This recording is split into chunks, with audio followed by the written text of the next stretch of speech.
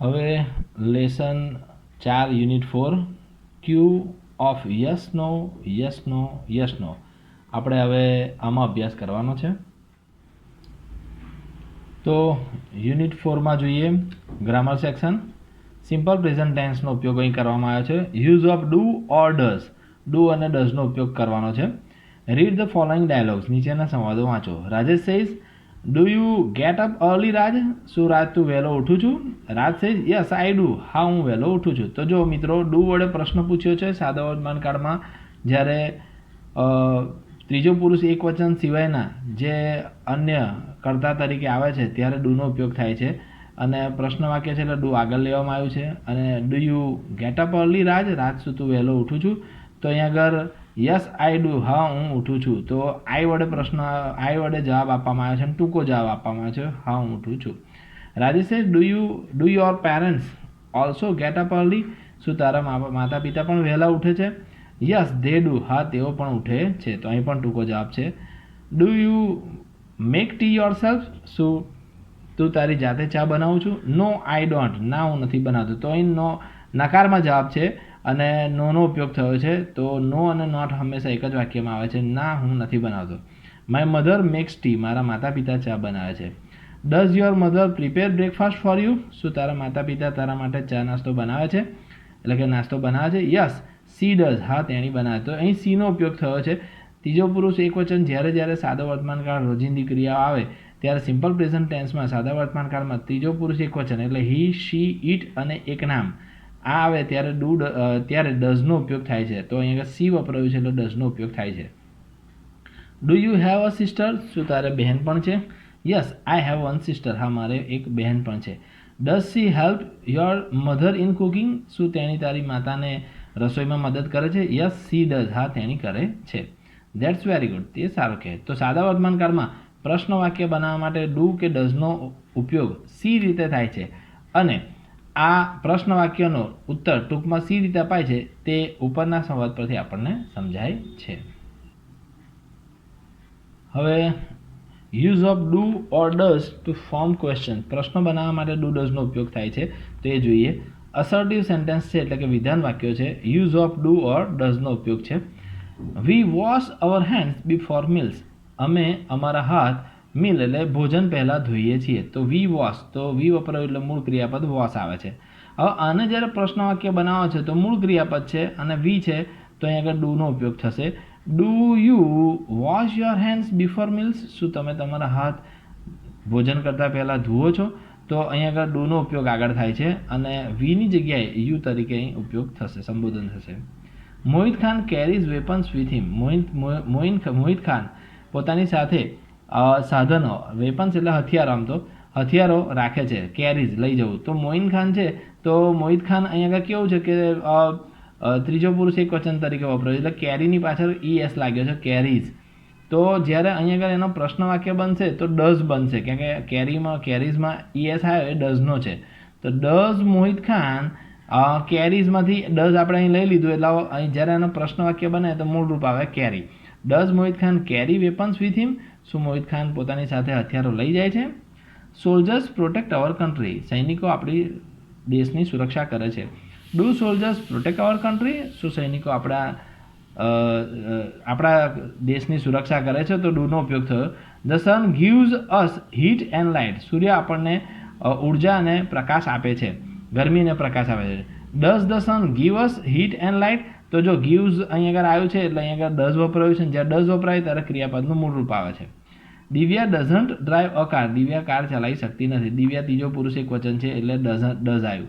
તો અહીં આગળ નકાર વાક્ય છે એટલે ડઝનો ઉપયોગ થશે. તો અહીં આગળ does Divya drive a car? તો ડઝ વપરાયું છે. દિવ્યા ત્રીજો પુરુષ એક વચન છે એટલે ડઝ વડે પૂછાય છે અને ડ્રાઈવ એ મૂળ રૂપ આવે છે. The lion does not eat grass, સિંહ ઘાસ ખાતો નથી. Does the lion eat grass? શું સિંહ ઘાસ ખાય છે? તો સાદા વર્તમાનકાળમાં પ્રશ્ન વાક્ય બનાવતી વખતે વાક્યની શરૂઆતમાં સહાયકારી ક્રિયાપદ તરીકે ડુ કે ડઝનો ઉપયોગ થાય છે, જે આપણે વિભાગ બીના વાક્યો પરથી સમજાય છે. જો કરતા ત્રીજો પુરુષ એક વચન હોય તો વાક્યની શરૂઆત ડઝથી કરવાની થાય છે. ડુ કે ડઝના ઉપયોગથી પછી ક્રિયાપદનું મૂળ વાપરવાનું આવે છે. એટલે વાક્ય રચના આ રીતે બનશે: ડુ ડઝ પ્લસ કર્તા પ્લસ ક્રિયાપદનું મૂળ રૂપ. તો મિત્રો અહીં તમે આ રીતે જોઈ શકો છો. અહીં આગળ આપણે પ્રશ્ન વાક્ય રચના કઈ રીતે બનાવવાની અને અહીં તમને સમજાવવામાં આવ્યું છે. હવે આપણે આગળ જોઈએ છે સાદા વર્તમાનકાળમાં પ્રશ્નોના ટૂંકમાં જવાબ સી રીતે આપી શકાય તે નીચેના ડાયલોગ્સ પરથી આપણને સમજાશે. Teacher says, Jigar, do you take exercise daily? શું તું રોજ એક્સરસાઇઝ એટલે કસરત કરું છું? Jigar says, no I don't have. ના, હું નથી કરતો. આ એનો ટૂંકો જવાબ છે, પણ એ પછી પાછળ એનો ઉમેરે છે વાક્ય. I am a bit lazy. હું થોડો લેઝી એટલે આળસુ છું.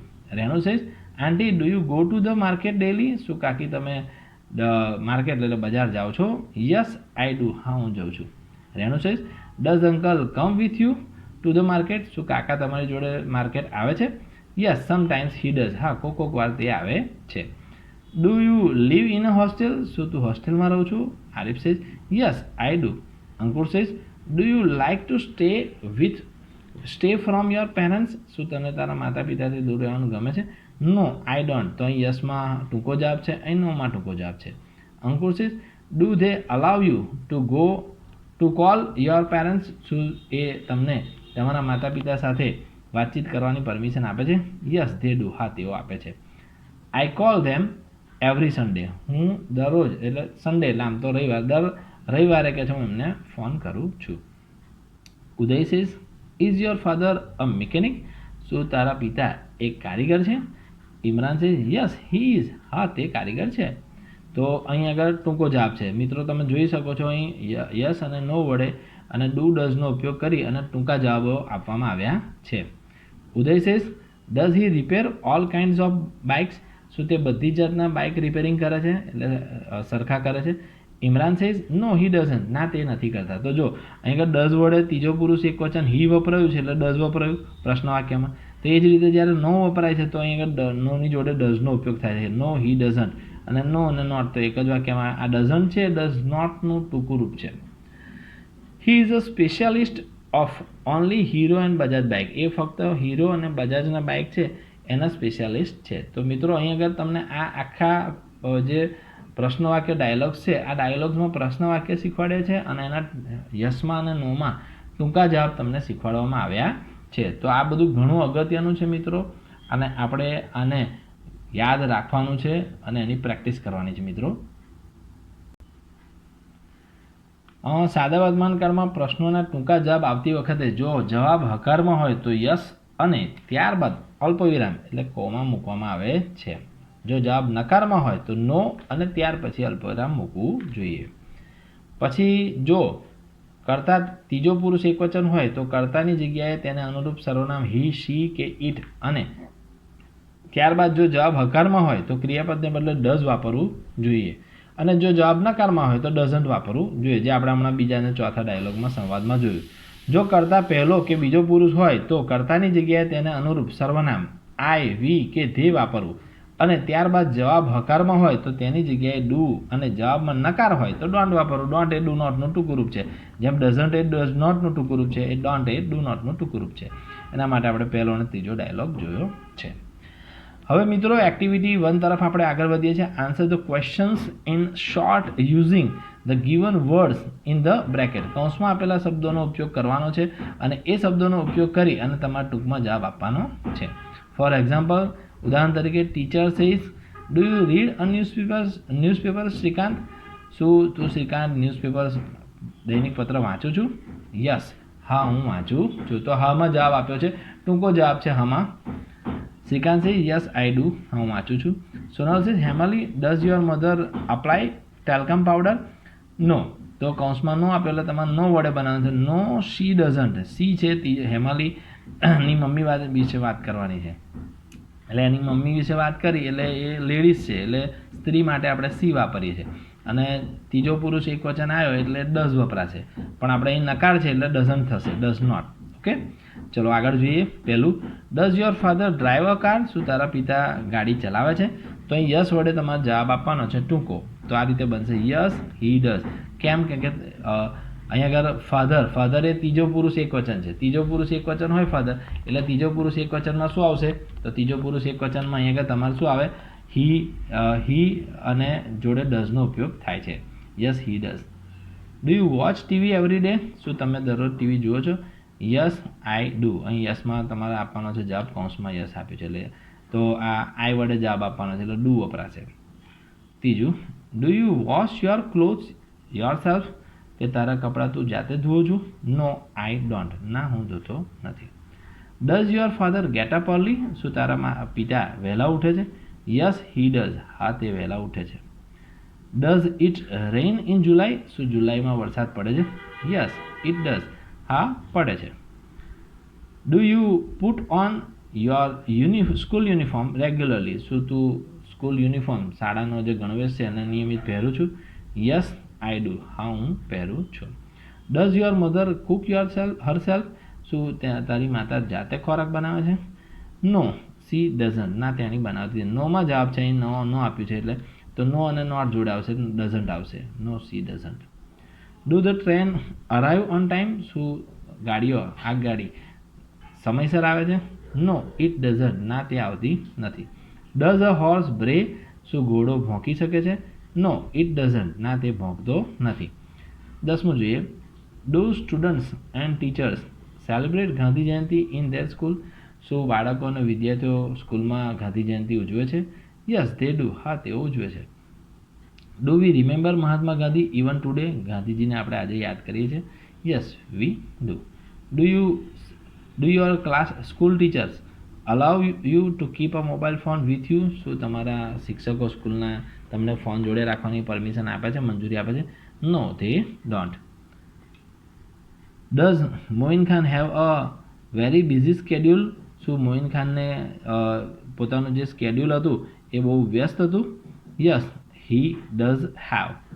Does a lion have a mane, શું સિંહને કેસવાળી હોય છે? Yes it has. હા, તેને હોય છે. Do farmers grow grain for us, શું ખેડૂતો આપણા માટે અનાજ ઉગાડે છે?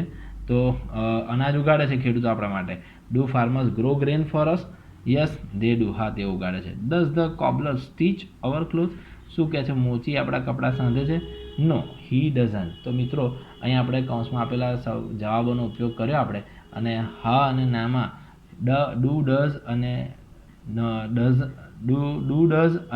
ડુ નોટ અને ડઝ નોટનો ઉપયોગ કરી આપણે જવાબો અહીં આપ્યા. હવે એક્ટિવિટી 2 જોઈએ. ગીવ ગુજરાતી મિનિંગ્સ, ગુજરાતી અર્થ આપવાના છે. અપ્લાય એટલે લાગુ કરવું, સક્સીડ એટલે સફળ થવું, અનનોન એટલે અજાણ્યું, ગેટ રીડ ઓફ થી છુટકારો મેળવવો, ફોરગેટ ભૂલી જવું, ઇન્ફન્ટ્રી એટલે પાયદળ પગે ચાલનારા સૈનિકો, સ્કેડ્યુલ એટલે તમારું આખા દિવસનું તમારો જે પ્રોગ્રામ છે, આખા દિવસની દિનચર્યા, વેપન્સ એટલે હથિયારો, પ્રોટેક્ટ એટલે સુરક્ષા, પ્રોફેશન એટલે ધંધો, ડેકોરેટ એટલે સજાવવું, અટાયર એટલે ને લગતું, ઇમર્સ એટલે ઉદ્ભવવું, ચેન્ટ એટલે તમે જે ગણપતિ બાપ્પા મોર્યા રીતનું જે ઉદ્ઘોષ કરો છો તે, કમ્ફર્ટેબલ એટલે આરામદાયક, રિગ્રેટ એટલે પસ્તાવો. હવે મિત્રો, અહીં આગળ એક્ટિવિટી 3 જોવાની છે. Use Moin Khan in place of I and rewrite the paragraph, કે છે મોઇન ખાનની આઈની જગ્યાએ તમારે મોઇન ખાન શબ્દ વાપરવાનો છે. તો આ રીતે થશે. I miss my wife and children, હું મારા બાળકો અને પત્નીને મિસ કરું છું, યાદ કરું. તો અહીંયા આવશે he misses his wife and children, but he want to protect his country, so he doesn't have any regret about it. He loves his profession. He always loyal to his country. તો મિત્રો, આ રીતે આઈની જગ્યાએ હી વપરાશે તો જ્યારે ડુની જગ્યાએ does વપરાઈ જશે, એટલે ક્રિયાપદની પાછળ એસ કે એસ લાગશે. એક્ટિવિટી 4 જોઈ લઈએ. Put the words in the right order and make meaningful sentence, શબ્દોને યોગ્ય ક્રમમાં ગોઠવી અર્થપૂર્ણ વાક્ય બનાવો. Meet wife there, does your come to you, તો અહીંયા આ રીતનું છે, તો આ રીતનું બનશે કે does your wife come there to meet you, શું તમારી વાઇફ તમને ત્યાં મળવા આવી શકે છે? તો શબ્દો આડાવરી છે અને ક્રમમાં ગોઠવવાના છે. Mobile allow they do keep a you to, do they allow you to keep a mobile with you, બરાબર. તો આ મોબાઈલ માટે પરમિશન માટે થશે. Your miss do children you and wife, do you miss your children and wife, family your does job like your, તો પ્રશ્ન વાક્ય છે એટલે does your family like your job. You weapons you carry with the do the with do you carry the weapons with you. તો આ મિત્રો આ રીતે તમારે અહીંયા આગળ વાક્યોને આ શબ્દો આડાવડી છે એને અર્થપૂર્ણ વાક્ય બનાવવાનું છે. હવે મિત્રો આગળ જોઈએ એક્ટિવિટી 5 છે. તો એક્ટિવિટી 5માં આપણે જોઈ લઈએ frame questions and answer them in short as shown in the example. ઉદાહરણમાં બતાવ્યા પ્રમાણે પ્રશ્ન વાક્ય બનાવો અને તેમના ઉત્તર ટૂંકમાં આપો. I like to learn English, મને અંગ્રેજી ભણવાનું ગમે છે. તો ક્વેશ્ચન કઈ રીતે બનશે? Do you like to learn English, શું તમને અંગ્રેજી ભણવાનું ગમે છે? યસ આઈ ડુ, હા મને ગમે છે. સેકન્ડ, ધ રાજધાની ડઝન્ટ સ્ટોપ ઇટ નવસારી. રાજધાની એ ટ્રેનનું નામ છે, તો કે છે રાજધાની નામની જે ટ્રેન છે એ નવસારી અટકતી નથી. તો ક્વેશ્ચન આ રીતે બનશે ડઝ ધ રાજધાની સ્ટોપ ઇટ નવસારી. તો રાજધાની એ ત્રીજો પુરુષ એક વચન છે એટલે ડઝ વપરાશે અને અહીં આગળ સ્ટોપ એ મૂળ ક્રિયાપદ આવશે. શું રાજધાની નવસારી અટકે છે? તો જવાબ આવશે નો ઇટ ડઝન્ટ, ના તે અટકતી નથી, નકારમાં જવાબ આવશે. The lion does not eat grass, તો આ રીતે થશે does the lion eat grass, તો શું આવશે no it doesn't. In India people worship the cow, ભારતમાં કે છે લોકો ગાયની પૂજા કરે છે. તો આ રીતે આનો પ્રશ્ન do the people of India worship cow, તો જવાબ આવશે yes they do. Pappu and Tappu go to their farm every Sunday, Pappu અને ટપ્પુ તેમના ખેતરે રવિવારે જાય છે. Do Pappu and Tappu go to their farm every Sunday? Yes they do. Bitter gourd doesn't taste sweet, કે છે આ બીટર ગુડ આવે છે એ કે છે એનો ટેસ્ટ સ્વીટ નહીં હોતો, કે છે એનો આમ ગળ્યો નહીં હોતો એનો ટેસ્ટ, કે છે. તો શું આવશે ડઝ બીટર ગર્ડ ટેસ્ટ સ્વીટ, શું કે છે એનો સ્વાદ ગળ્યો થાય છે. ચીલી ટેસ્ટ પંગન્ટ, કે છે pungent, does chilli taste pungent. Ketki likes to play garba, does Ketki like to play garba. તો મિત્રો આ રીતે ડુ ડઝ વડે પ્રશ્ન બની એનો હકારમાં અને નકારમાં જવાબ આવશે. આ પ્રશ્નો છે અન્ય એ તમે જાતે તૈયાર કરજો આ રીતે. ઓપોઝિટ વર્ડ્સ વિરોધી શબ્દો જોઈએ. નોન એટલે જાણીતું, અનનોન આગળ યુએન લાગશે, અનનોન એટલે અજાણ્યો. રિમેમ્બર એટલે યાદ રાખવું, એનું વિરોધી થશે ફરગેટ એટલે ભૂલી જવું. ટેમ્પરરી એટલે કામ ચલાવ, હંગામી, તો એનું વિરોધી થશે પરમેનન્ટ એટલે કાયમી. કમ્ફર્ટેબલ એટલે આરામદાયક, સુખદાયક, અને એનું વિરોધી થાય અનકમ્ફર્ટેબલ એટલે અગવડતા ભર્યું. એક્ટિવિટી 6 છે, તો એમાં જોવાનું fill in the blanks using the opposite word of underline words. તો કે છે નીચેના શબ્દનો આપણે વિરોધી શબ્દ અહીં મૂકવાનો છે. You can talk to a known person but you shouldn't talk to an ખાલી આ પર્સન. તો નોનનું વિરોધી અહીં મૂકવાનું છે અનનોન, કે તમે જાણીતા વ્યક્તિ સાથે વાતચીત કરી શકો પણ અજાણ્યા વ્યક્તિ સાથે કરી શકો નહીં.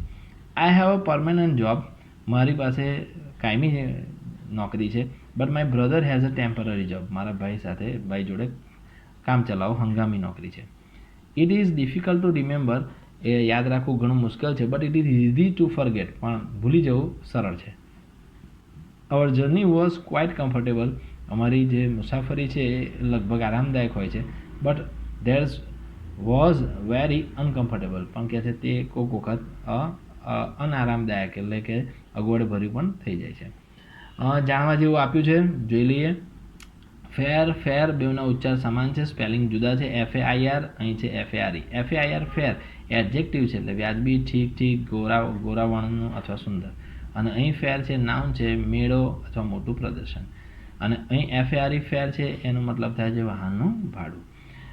ફ્લોર અને ફ્લોર, FLOUR ફ્લોર એટલે લોડ થાય, FLOR ફ્લોર એટલે માલ અથવા મજલો થાય. શોલ્જર એટલે સૈનિક અને SOULDER શોલ્ડર એટલે ખભો. PACE પીસ એટલે શાંતિ અને PIACE પીસ એટલે ટુકડો. LIV લીવ એટલે રહેવું અને LEAV લીવ એટલે જતા રહેવું, છોડી દેવું. અને અહીં આગળ LEAV લીવ એટલે છુટ્ટી. તો આ તફાવત છે મિત્રો, એના ઉચ્ચાર સમાન લાગે છે પણ એના સ્પેલિંગ અને ગુજરાતી અલગ છે. અહીં થોડો તફાવત બીજો અન્ય એક આપ્યો છે એને સમજી લઈએ આપણે. ઇન ટાઈમ, તો નોટ લેટ એટલે કે સમયસર. Reach the station in time, on time એટલે નિયત ચોક્કસ સમયે. The train arrived on time. Our school begins on time. Apply અને આ પણ અપ્લાય છે. અપ્લાય એટલે લગાવવું અને ચોપડવું, અને એપ્લાય એટલે અરજી કરવી. તો મિત્રો અહીં તમે જોઈ શકો છો, આમાં જાણવા જેવું આપ્યું છે. એમાં તો ઉચ્ચાર સમાન છે પણ એના સ્પેલિંગ અને અર્થ જુદા જુદા થાય છે. આશા રાખું છું કે આજના વિડીયોમાં તમને ઘણી મજા આવી હશે. ફરી આવા રસપ્રદ વિડીયો સાથે મળીશું. ત્યાં સુધી હું વિજય ઠાકોર, મને રજા આપશો. જય હિન્દ.